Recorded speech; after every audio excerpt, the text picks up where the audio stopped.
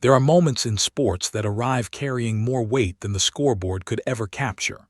Moments where the game itself becomes a referendum on something larger, on perception, on fairness, on the gap between what the noise says and what the truth actually is. The Caitlyn Clark story inside the FIBA America's qualifying tournament was one of those moments. And to understand why it mattered as deeply as it did, you can't just look at the final score or the box score or the highlight reel that circulated across social media for the 24 hours that followed. You have to go back further. You have to understand what was built up over 8 long months before she ever set foot on that court in San Juan. 8 months. That's not a throwaway number.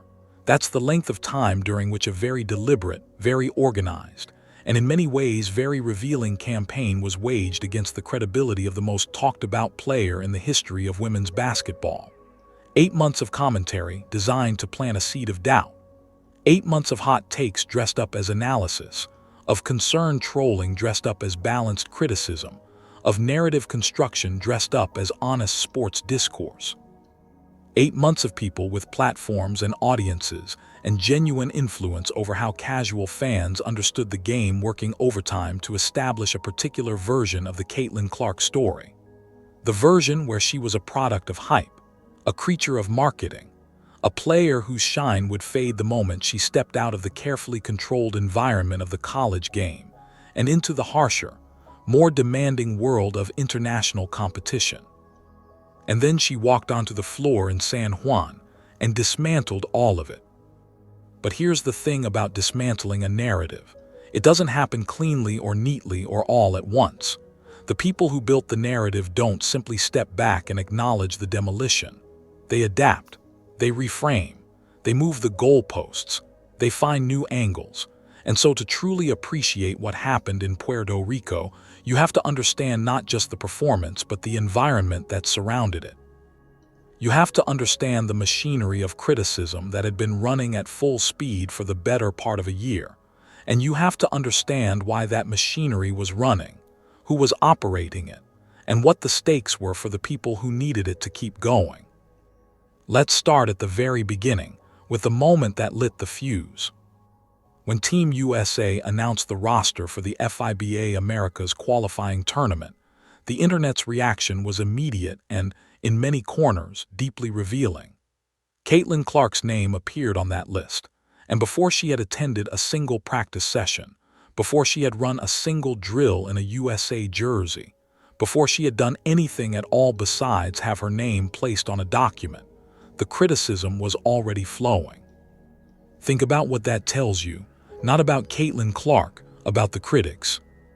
Legitimate sports criticism, genuine analytical concern about a player's readiness for a specific level of competition, waits for evidence. It looks at the game film. It considers the context.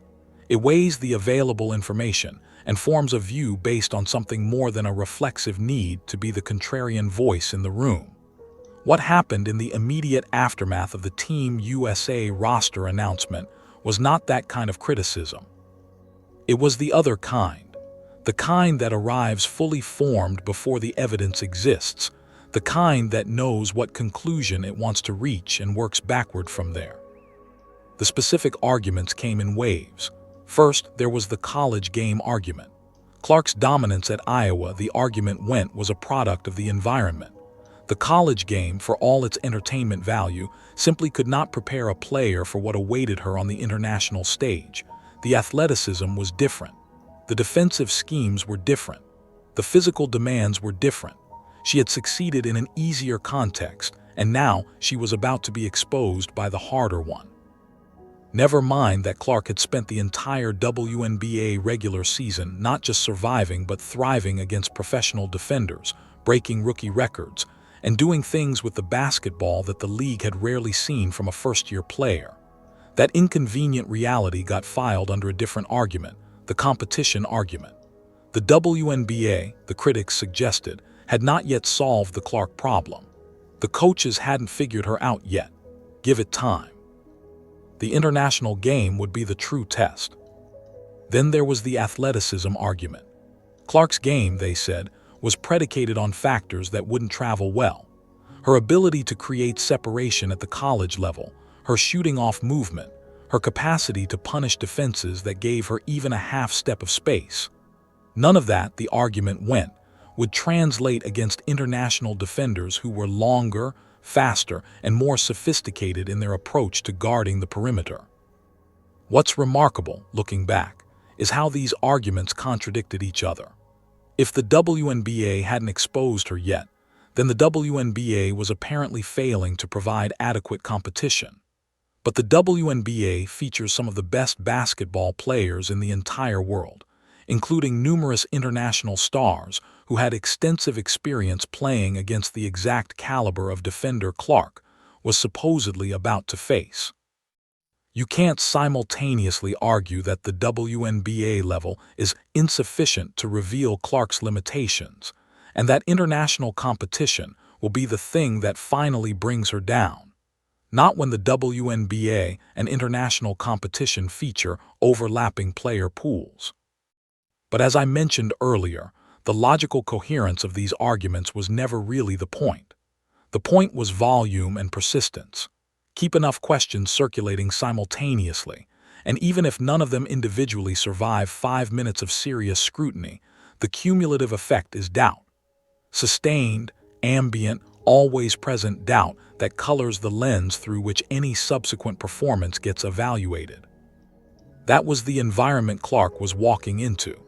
Not just the competitive environment of international basketball, which is demanding enough on its own terms, but the narrative environment, the interpretive ecosystem that had been carefully cultivated over 8 months to ensure that any success she achieved would be minimized and any struggle she encountered would be amplified. Here's something that got buried under all the noise, something that deserved far more attention than it received in the coverage of Team USA's early tournament performances. Caitlyn Clark came into this qualifying tournament sick, not metaphorically sick, not tired in the way that professional athletes sometimes describe themselves as being tired when they mean they're not quite at their peak. Actually sick, dealing with a flu in the days immediately preceding the competition. Consider what that means in practical terms. You are competing in an international basketball tournament. Every possession matters. The margin for error at this level of play is genuinely thin, because while FIBA qualifying tournaments occasionally feature significant talent mismatches in individual games, the overall level of preparation and tactical sophistication is high. Teams that make it to this stage know what they're doing. They have game plans. They have scouting reports. They are organized and purposeful in how they approach the competition. Playing through a flu in this environment is not a minor inconvenience. Your energy levels are compromised. Your recovery between plays is slower. Your ability to stay sharp mentally through the fourth quarter of a physical game is reduced. The kind of processing speed that separates elite playmakers from everyone else. The split-second recognition of defensive tendencies. The rapid calculation of angles and timing that makes a great pass possible. That processing speed degrades when your body is fighting an illness. Clark was competing under these conditions, and the critics who had spent 8 months building a case for why she would fail in international competition were aware of this, or at least should have been. But that context was not folded into their analysis, because folding it in would have complicated the narrative. It would have meant acknowledging that any struggles in the early going had a legitimate physical explanation, that the appropriate response was patience rather than judgment, and that any success achieved under these conditions was actually more impressive than success achieved at full health. That acknowledgement never came. What came instead was more of the same, performances evaluated in a vacuum, with the physical context stripped away, against a standard that was never clearly defined and therefore impossible to meet. This matters not just as context for understanding Clark's tournament, but as a window into the intellectual honesty of the criticism itself. If you are genuinely interested in evaluating whether a player is ready for a specific competitive level, you account for the full picture. You factor in health. You factor in preparation time. You factor in the circumstances. If you are interested only in confirming a conclusion you've already reached, you strip all of that away and judge the raw output against an impossible standard. The coverage of Clark's early tournament games reflected the second approach almost universally among her critics, and that's telling. By the time the New Zealand game arrived, a pattern had established itself so clearly that it almost felt scripted. Every strong Clark performance over the course of the tournament's early stages had been met with the same response: immediate contextualization designed to reduce its significance to zero. She put together a solid outing against Senegal. The critics said the competition wasn't serious. Fair enough. Perhaps Senegal's program is not among the elite of international women's basketball, but the same critics would not apply that same contextual logic to other players on the roster who performed well against the same opposition. The contextualizing was selective. It applied specifically and consistently to Clark. She had a strong performance against Puerto Rico. The critics pivoted to talking about the crowd. The tournament was being played in San Juan, on Puerto Rico's home turf in a sense, and there was genuine energy in the building. The narrative shifted. Clark was feeding off the environment in a way that was artificially inflating her performance. When the crowd noise dies down and she's playing in a truly neutral setting, that's when we'll see the real picture. Against Italy, the argument was that Italy, while a legitimate European program, still hadn't provided the elite test that would truly separate players who were ready for this level from those who were merely benefiting from favorable circumstances. The goalposts moved again. This is a recognizable pattern in sports media, and it's not unique to Clark. Whenever a player carries an unusually large public following, whenever their appeal extends beyond the dedicated sports audience into the general public, there is a subset of commentators for whom that mainstream popularity is itself evidence of something suspicious. The thinking goes something like this: if casual fans love this player, the appreciation must be based on something superficial. Real basketball people, sophisticated basketball people, know better. And because this framing is available, any performance can be explained away. The wins don't count because the opponents weren't good enough. The numbers don't count because the system inflated them. The moments don't count because the stage wasn't big enough. What's the appropriate stage? The goalposts never say, they just keep moving. For Clark specifically, there was an additional layer to this pattern.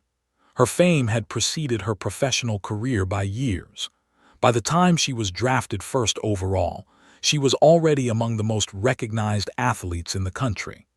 That level of pre-professional visibility is rare in any sport and essentially unprecedented in women's basketball.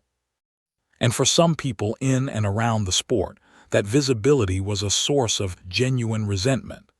Not because Clark had done anything to cultivate it inappropriately, but because it disrupted the established hierarchy of who got to be celebrated and when.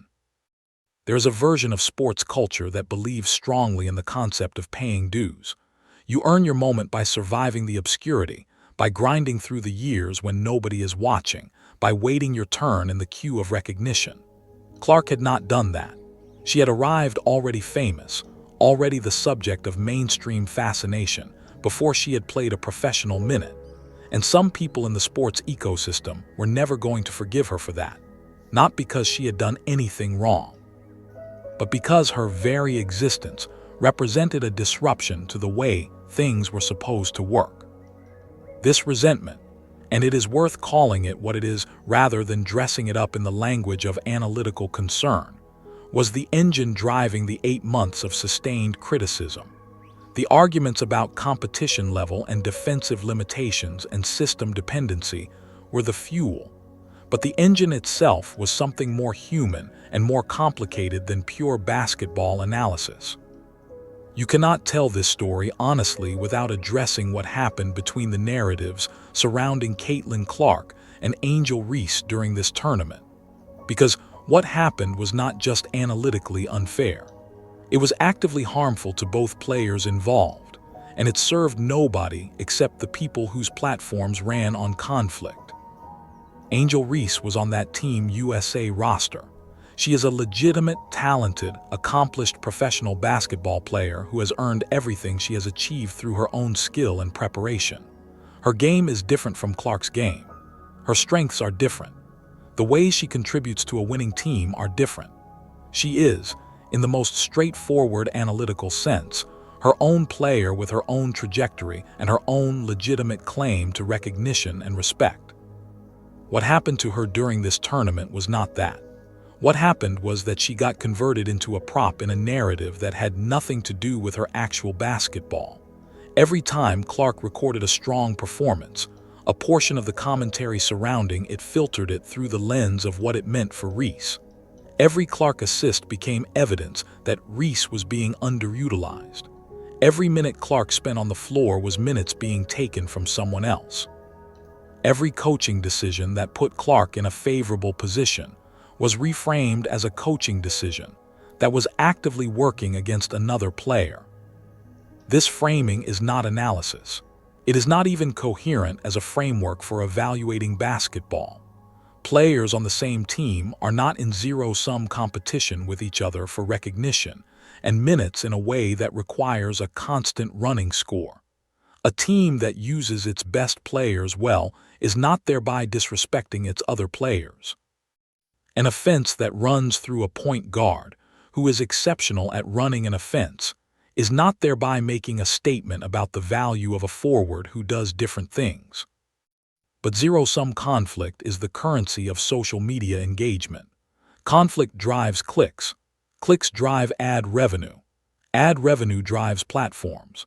And so the incentive structure actively rewards framing Reese and Clark as competitors for a finite supply of legitimacy, rather than as teammates with different and complementary skill sets. What makes this particularly damaging is the way it conscripts real players into a manufactured drama they didn't choose and can't easily escape. Reese cannot respond to every framing of her career as a counter-narrative to Clark's without appearing to confirm the rivalry the media is trying to create. Clark cannot publicly address the way Reese is being used as a foil without drawing more attention to a dynamic that serves neither of them. They are both trapped inside a story they didn't write, playing roles assigned to them by people whose interests have nothing to do with the success of either player or of women's basketball as a whole.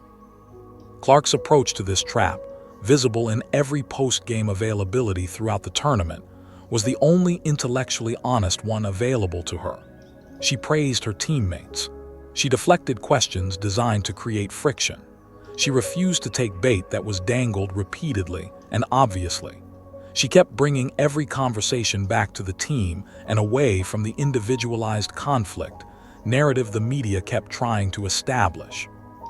That's not just smart media management. That's character. And it's worth recognizing explicitly, because the same critics who were questioning her basketball were never going to acknowledge the grace with which she navigated a media environment that was actively trying to destabilize her.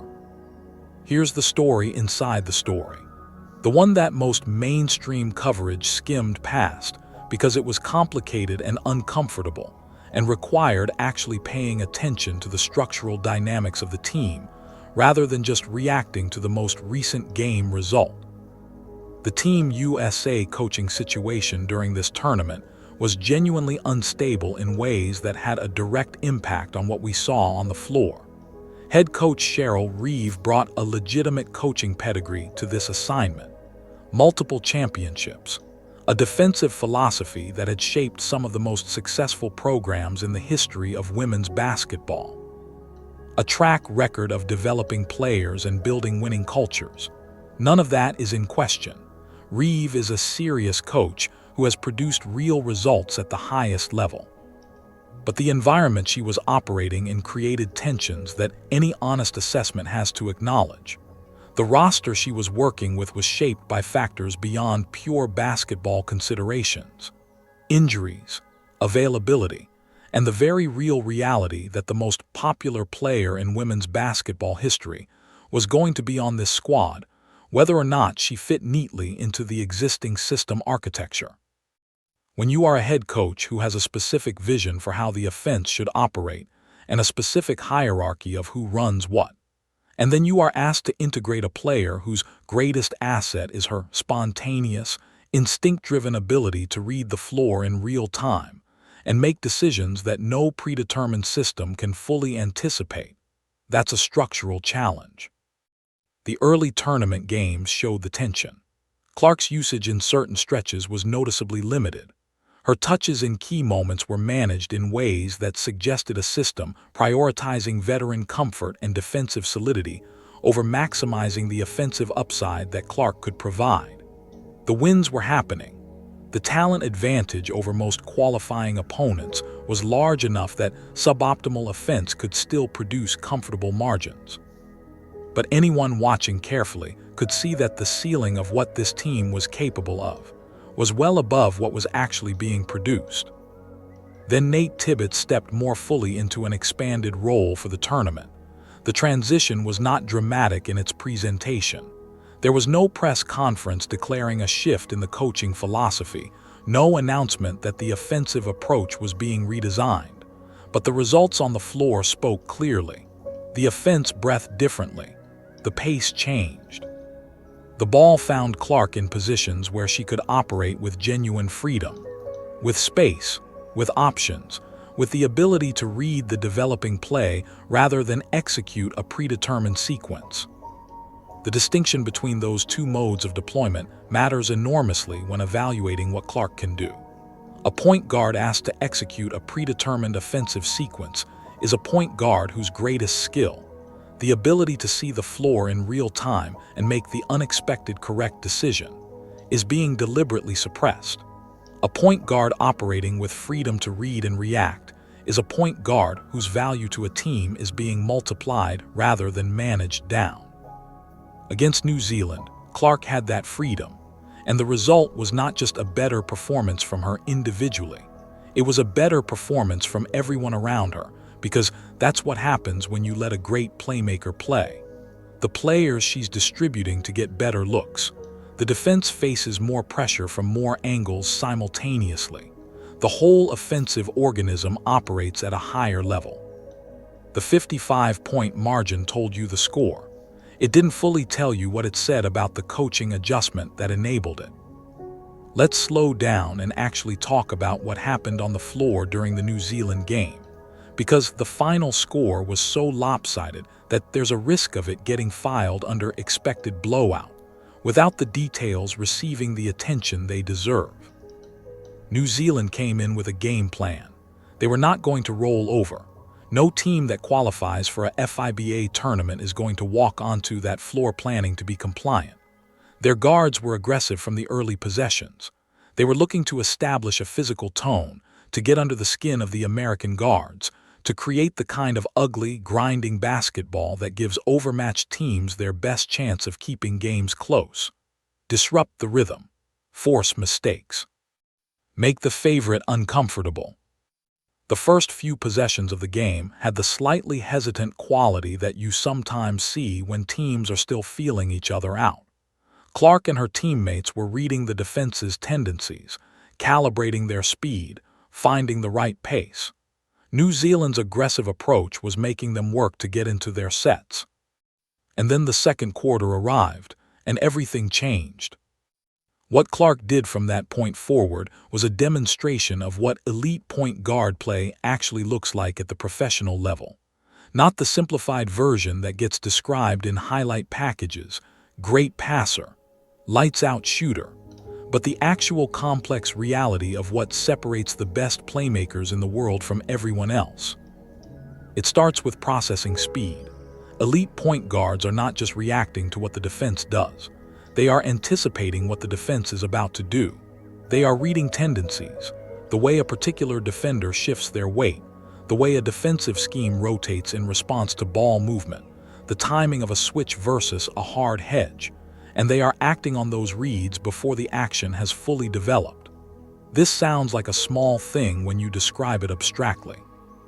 On the floor, in real time, The difference between seeing the play 1 second early and reacting in the moment is the difference between a clean assist and a contested pass, and the difference between a turnaround jumper and an open three. Clark sees plays early. This is not a skill that can be easily quantified in a box score, which is part of why it gets underappreciated by people who evaluate basketball through statistics rather than film. You see it in the body language, the way she is already looking at her second option while she is still dribbling toward the first. You see it in the timing of her passes, which arrive at exactly the moment the receiver can catch and shoot without gathering, without resetting, without giving the defense time to close. You see it in the way she manipulates defensive rotations by influencing what they think she is going to do, drawing the coverage in one direction before delivering the ball in another. Against New Zealand's aggressive pressing defense, this manifested in possessions that would have produced turnovers for most point guards at any level. New Zealand's guards were trapping ball handlers in the corners and along the sidelines, trying to create chaos. Clark didn't speed up in response to the pressure. She slowed down. She let the trap fully commit. And then she found the release valve, the open cutter, the player trailing the break, the corner shooter whose defender had cheated into the trap, and she delivered the ball there with perfect timing. 2 specific assists in this game came directly out of broken press situations. Possessions that the defense had designed to be dead ends turned into easy buckets going the other way. That's not luck. That's not athleticism overwhelming the scheme. That's basketball intelligence operating at a level that the defensive game plan could not account for, because the specific reads Clark was making are not things you can scout and prepare for in the same way you can prepare for a set play. Then there was the shooting, which interacted with the playmaking in the way that makes Clark truly difficult to contain. When a team knows a player is primarily a passer, when they know the default read is to find the open man, they can help aggressively off her, shade toward the likely targets, and essentially dare the playmaker to take the shot herself. Many elite passers accept that dare reluctantly, because their shooting is genuinely a secondary skill, and defenses have correctly identified the priority. Clark cannot be dared into reluctant shooting. New Zealand's defense made the mistake that eventually every defense makes against her. They collapsed too aggressively into the paint on a drive, and they left her with just enough space beyond the arc to catch and fire. She made them pay instantly, and not just with the make, but with the information the make provided to every subsequent defensive decision the New Zealand coaches had to make. Now they couldn't help off, which meant Clark's driving lanes opened, which meant her passing lanes from the drive opened, which meant every subsequent possession started with the defense in an impossible position, caught between 2 things they could not simultaneously prevent. 14 points in 23 minutes. The raw number sounds modest in a 100-146 outcome.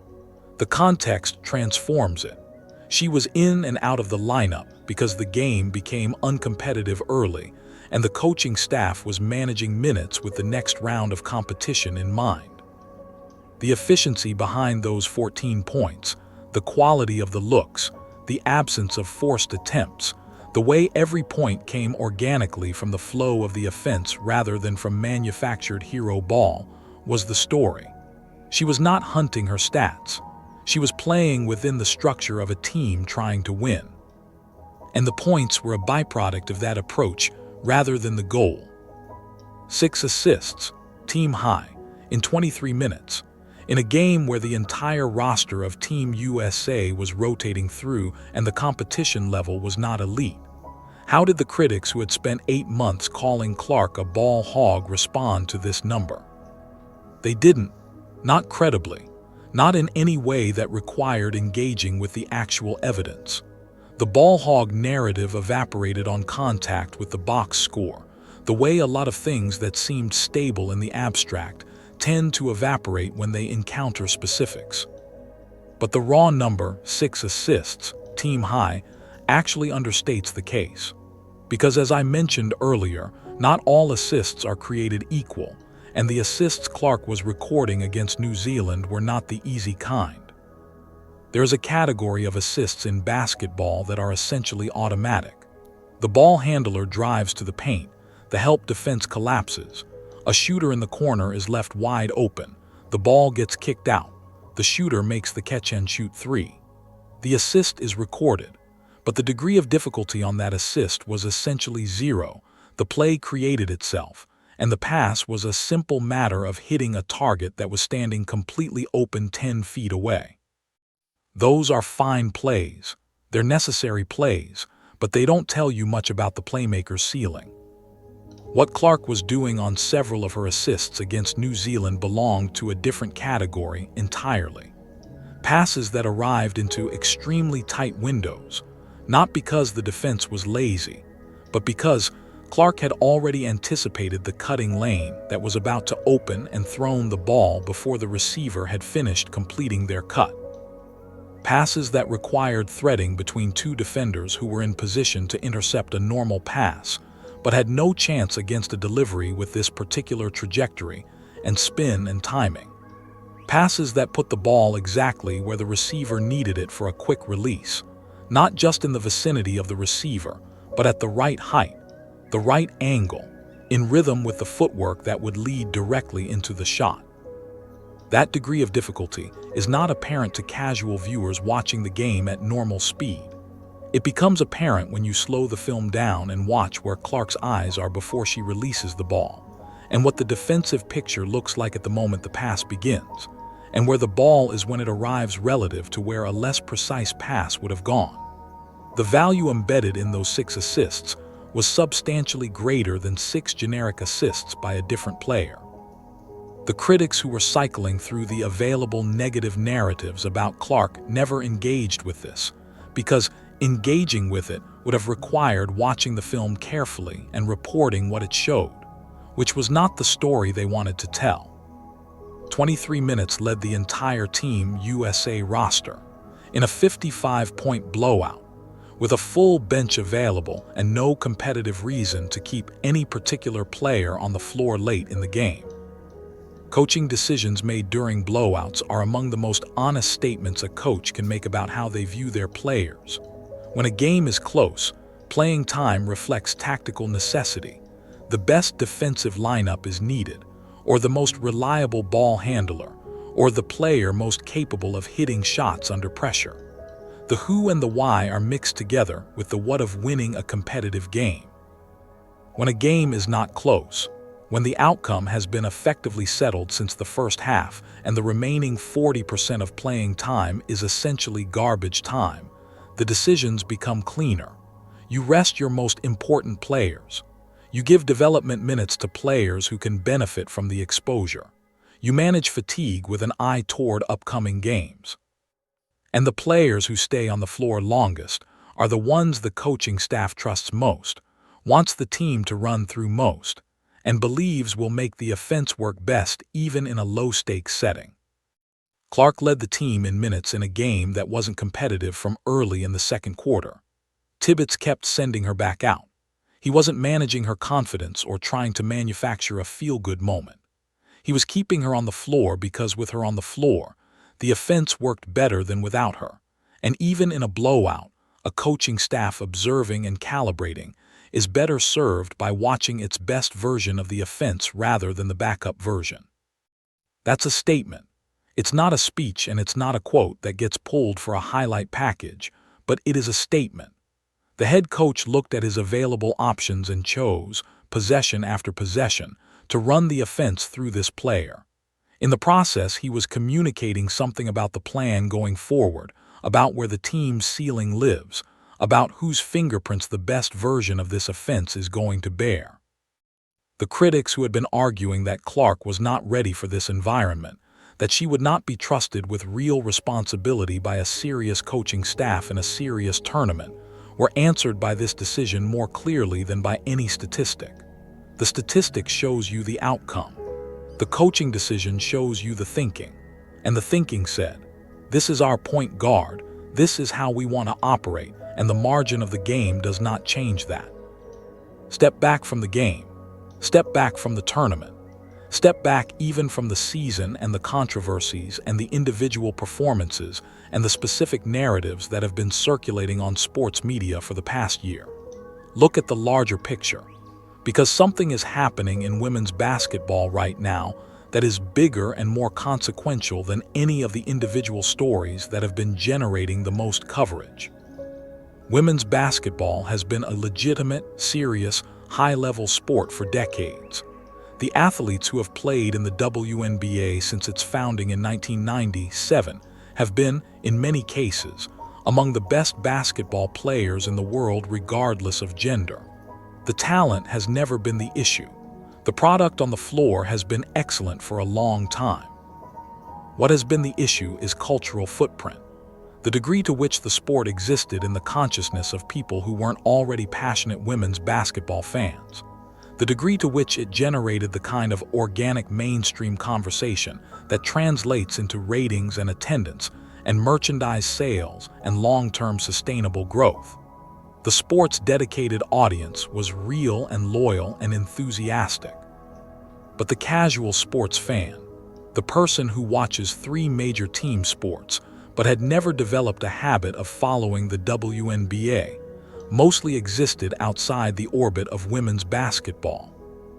What happened during the 2024 college basketball season changed that equation in a way that decades of marketing campaigns and scheduling adjustments and broadcast deals had not been able to accomplish. Clark's senior year at Iowa, the records, the performances, the games that people who had never watched a college women's basketball game in their lives found themselves unable to stop watching, reached that casual audience. It converted them.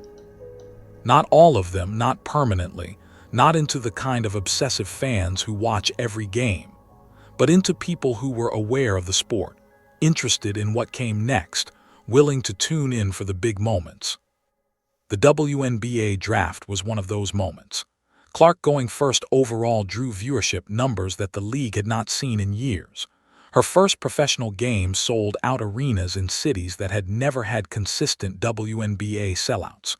The rookie records she broke were covered in mainstream sports media outlets that would not have dedicated that space to WNBA milestones 12 months earlier. The needle moved, not a little, a lot. And then, instead of celebration across the board, a countercurrent emerged.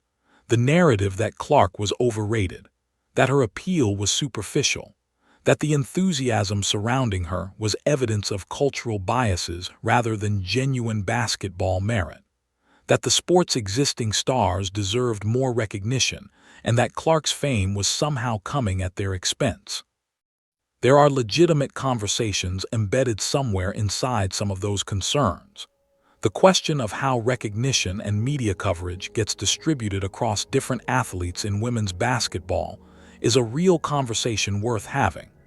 The relationship between marketability and basketball merit is genuinely complicated in women's sports and in men's sports alike. But the way those conversations were conducted, the relentlessness of the criticism, the organized quality of it, the way every Clark performance got immediately contextualized to reduce its significance, was not serving those legitimate conversations. It was serving something else. It was serving the attention economy's need for conflict, and it was doing so at the expense of the sport's ability to welcome and retain the new audience that had just arrived at its doorstep. Think about what a new fan, someone who discovered women's basketball through Clark's 2024 college season, encountered when they tried to engage with the sports media environment. They expected to find something like what they had experienced during the tournament games: excitement, discussion, the shared pleasure of watching something extraordinary. Instead, they found a running argument about whether the player who had brought them to the sport deserved the attention she was receiving. That is not a welcoming environment. That is an environment that tells new fans their enthusiasm is naive, their appreciation is misdirected, and their presence in the community is conditional on them reforming their opinions. Some of those new fans left. Not all of them, probably not even most of them, but some. And every single one of those departures represents a cost to the long-term health of the sport that no box score can quantify. Let's talk about the human story inside the basketball story. Because everything I've described so far, the organized criticism, the moving goalposts, the logical contradictions in the anti-Clark narrative, the coaching complications, the physical challenges of competing through illness, all of that is context. The center of the story is a person making choices about how to respond to an environment specifically designed to destabilize her. Caitlyn Clark is 22 years old. She is competing in her first major international tournament as a professional. She is doing so after 8 months during which a sustained and genuinely aggressive campaign has been waged against her credibility, her readiness, and her right to the recognition she has received. She is doing so while physically compromised by illness. She is doing so inside a team structure that, for most of the tournament's early stages, had not fully utilized what she brings to the game. And she played free. That last sentence requires some unpacking because playing free is a phrase that gets thrown around in sports coverage without always being examined for what it actually means. Playing free does not mean playing without care about the outcome. It does not mean playing without awareness of the stakes or the significance of the moment. It means playing without the weight of external narratives about who you are and what you are supposed to prove.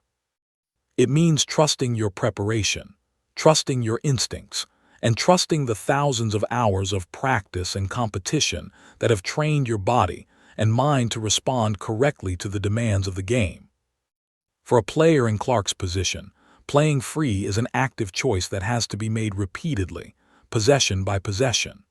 The temptation to press, to try too hard, to force the spectacular play, to respond to 8 months of "you're not good enough," by making sure every touch results in something undeniable, is real and understandable.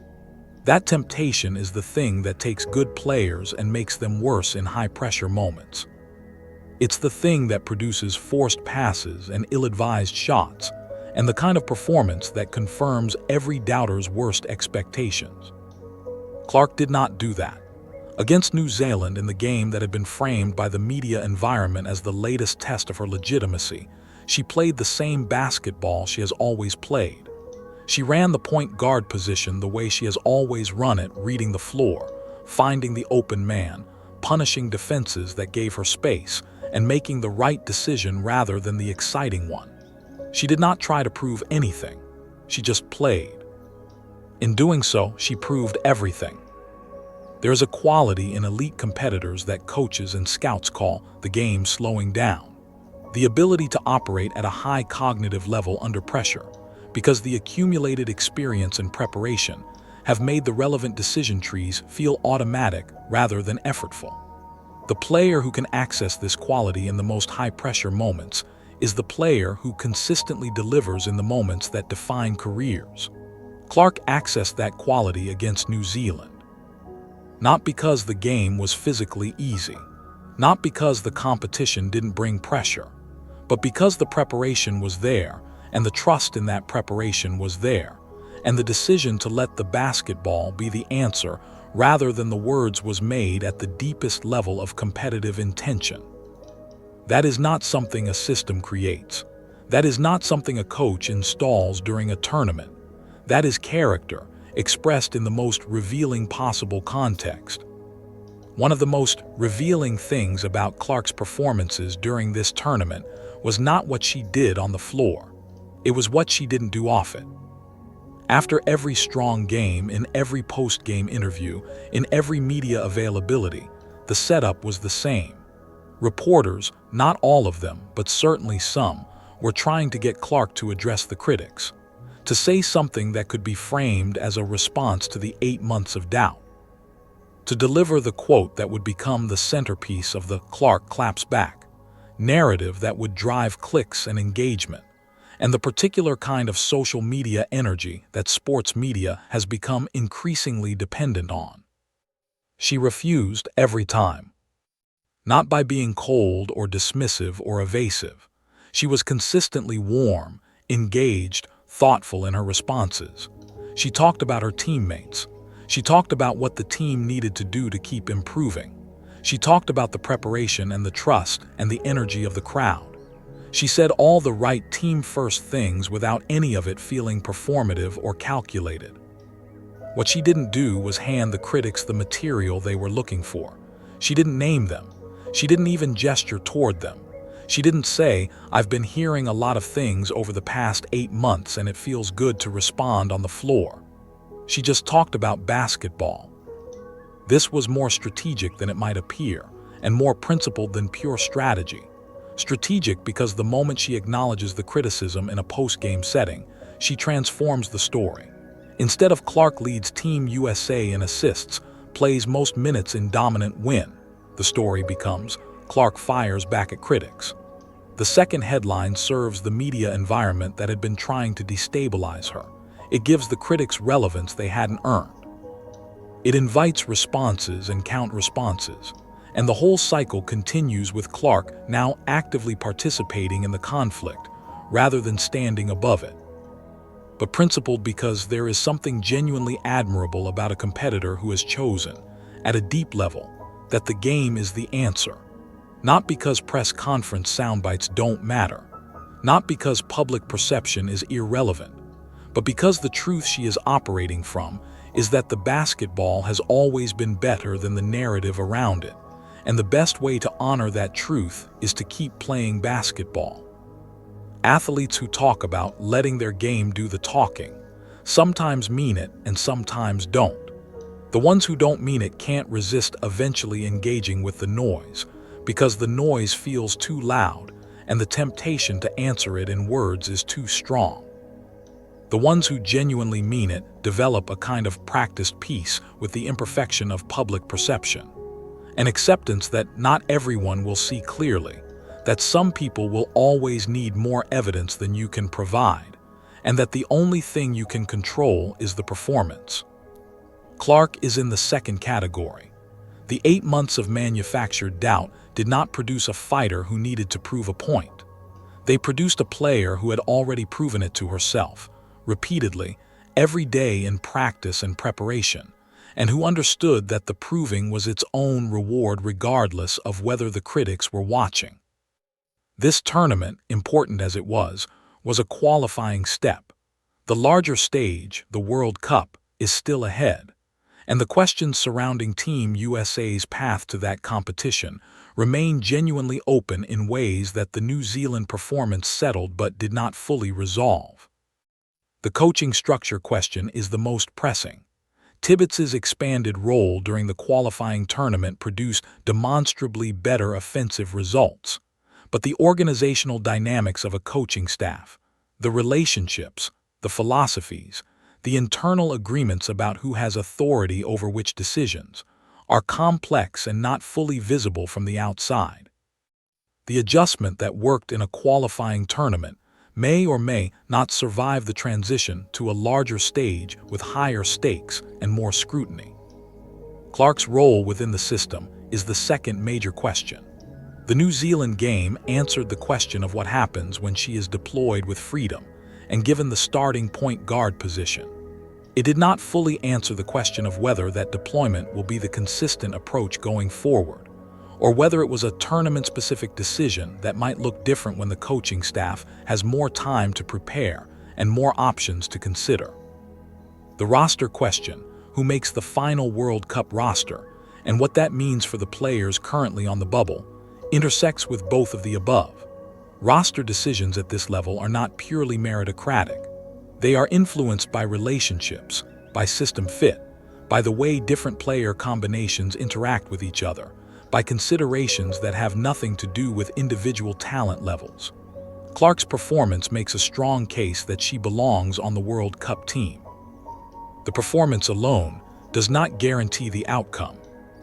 There is also the question of what the international competition at the World Cup level will look like compared to what she faced during qualifying.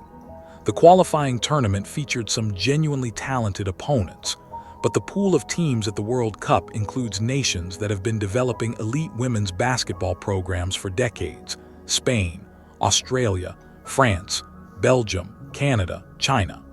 The defensive sophistication at that level is genuinely higher. The athleticism on the perimeter is genuinely different. The scouting reports will be more detailed, and the defensive schemes more specifically tailored to limiting what she does well. None of this suggests Clark cannot perform at that level.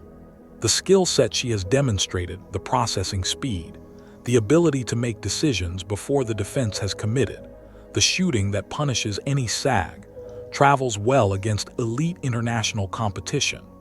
But traveling well and dominating as thoroughly as she did against New Zealand are different things, and the expectations management around what success looks like at the World Cup matters. The critics will not disappear.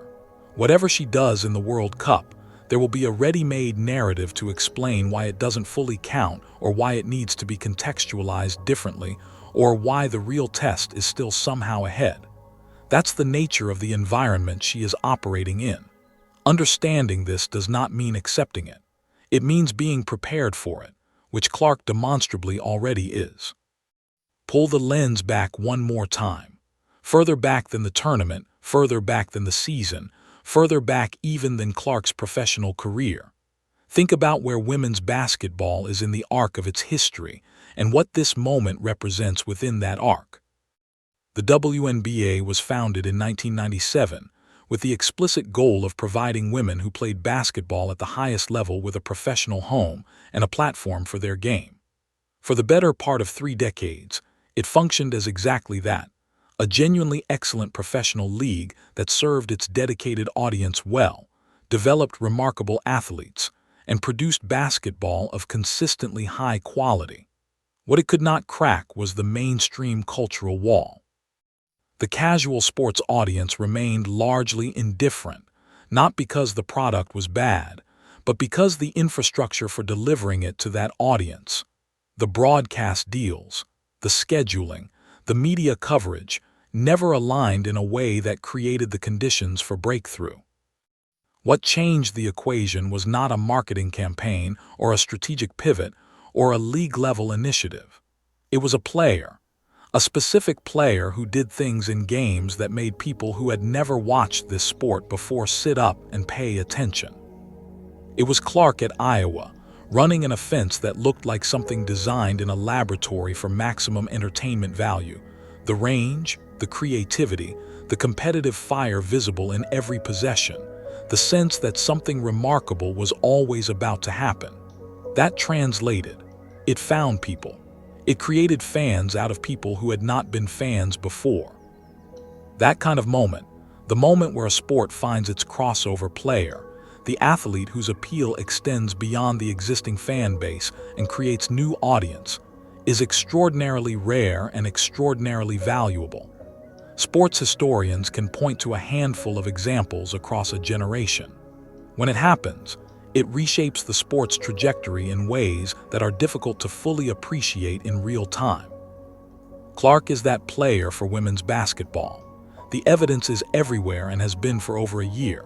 The arena sellouts, the television ratings, the merchandise, the casual conversations happening in workplaces and households where women's basketball had never previously been discussed. The number of people who started watching WNBA games in 2024 who had no history with the sport and who came directly through Clark's gravitational field. This is a gift to the league, to the players, to the coaches, to everyone who has been investing in women's basketball and waiting for the moment when the mainstream would arrive. The organized 8-month critical campaign against Clark was a gift being refused. It was women's basketball's existing ecosystem responding to unprecedented mainstream attention by trying to instruct that attention about where it had made mistakes. It was an invitation to a party, followed by someone at the door telling the guests they had come for the wrong reasons. Some of those guests left. The ones who stayed now have complicated associations with the sport they were invited into. This is the cost of the criticism that rarely gets calculated. Not the fairness question, though that matters, but the practical question. What does it do to the long-term health of a sport when its reaction to the biggest wave of new fans in its history is to argue about whether those fans are appreciating the right things? The answer is nothing good. The new fans feel unwelcome. The old fans are energized by conflict but exhausted by it. And the sport spins its wheels, instead of using the extraordinary momentum that just arrived. Clark understood this dynamic with an intuitive clarity that many of her loudest critics apparently did not. She understood that her job was not just to perform well. It was to perform in a way that made the next person want to watch. To play with the visible joy that transfers through a screen and lands somewhere real in the chest of a first-time viewer. To play in a way that said, "This is worth your time. This is worth your attention. This is worth caring about." She has been doing that since before most of the people criticizing her were paying attention to her. And she kept doing it in San Juan. Here is what the record shows. Not the contested interpretation, not the narrative version, not the framed-by-agenda account. The factual record. Caitlyn Clark arrived at this qualifying tournament having been away from competitive basketball for 8 months. She arrived physically compromised by illness in the days before competition began. She arrived into a coaching structure that had not yet been fully organized around maximizing her contribution. She arrived under the weight of 8 months of sustained, organized criticism, designed to preemptively explain her failure before she had the chance to produce it. She led her team in assists in the decisive game. She played the most minutes of anyone on the roster in a blowout victory. She made every significant decision correctly in the situations that most directly tested her processing speed and basketball intelligence. She ran the offense with the kind of clarity and pace that produced a margin of 55 points. She did not force the issue, did not hunt individual statistics, did not play in a way that prioritized her box score over the team's performance. And she did all of it without a word directed at the people who had spent 8 months telling anyone who would listen that she was not ready for this moment. That's the receipt. It lives in the film. It lives in the box score. It lives in the decision the coaching staff made to keep her on the floor longer than anyone else in a game that was not close. It is not subject to revision or reinterpretation or the kind of contextual asterisking that the critical apparatus had been applying to every previous performance. The critics will find new angles. They always do. The goalposts will move again. Some new framing will emerge that explains why the next test is the real test, why San Juan doesn't fully count, why the particular circumstances of this tournament require additional qualification before the verdict can be rendered. That's not a prediction. That's a description of how this specific media ecosystem operates, based on watching it operate for the past 8 months. But the receipt exists independently of whether the critics acknowledge it. The performance happened. The decisions the coaching staff made in response to that performance happened. The teammates who benefited from having their point guard play with freedom and intelligence happened. None of it can be unmade by the next wave of narratives, because it is factual and recorded and real. There is a type of competitive toughness that shows up dramatically and visibly. The comeback win, the go-ahead basket with 3 seconds left, the defensive stop in the moment of maximum pressure. Sports media loves this type of toughness because it photographs well. It generates highlights. It arrives with a clear emotional arc that an audience can follow and feel. There is another type of competitive toughness that shows up quietly and consistently, and is substantially harder to showcase, but substantially more predictive of long-term success. It is the toughness of showing up the same way every day regardless of what the noise outside says. It is the toughness of maintaining your standard of preparation and execution when you are sick, when you are doubted, when the system you are operating inside is not designed to maximize what you do best. It is the toughness of playing through an entire tournament with illness dragging at your energy levels and critics dragging at your public reputation, and still producing the performance that leads your team in key statistical categories. This is the type of toughness Clark demonstrated throughout this tournament, and specifically against New Zealand. It is the type that does not generate the most compelling single highlight, but that coaches and evaluators and teammates at the highest levels of competition recognize instantly, because it is the type that wins championships. The players who have the dramatic type of toughness without the quiet type are fun to watch in individual moments and unreliable over the course of a season. They deliver when the stage feels big enough to meet their own internal sense of importance, and they coast through the moments that don't feel important enough. The players who have the quiet type, who bring the same focus and intelligence and competitive standard to every possession in every game regardless of the stakes, those are the ones you build programs around. Clark has the quiet type, and she has had it since long before anyone outside of Iowa was watching. The same player who performed in front of 40 million people during March Madness was performing the same way in high school gymnasiums when the attendance was 40. The scale has changed. The player has not. That's what this tournament confirmed, if confirmation was needed. Not that she can dominate international competition in a qualifying tournament, though she did. Not that she can lead a Team USA roster in assists despite coming in ill and underutilized, though she did. But that the version of her that shows up when the pressure is highest and the noise is loudest is the same version that shows up every other day.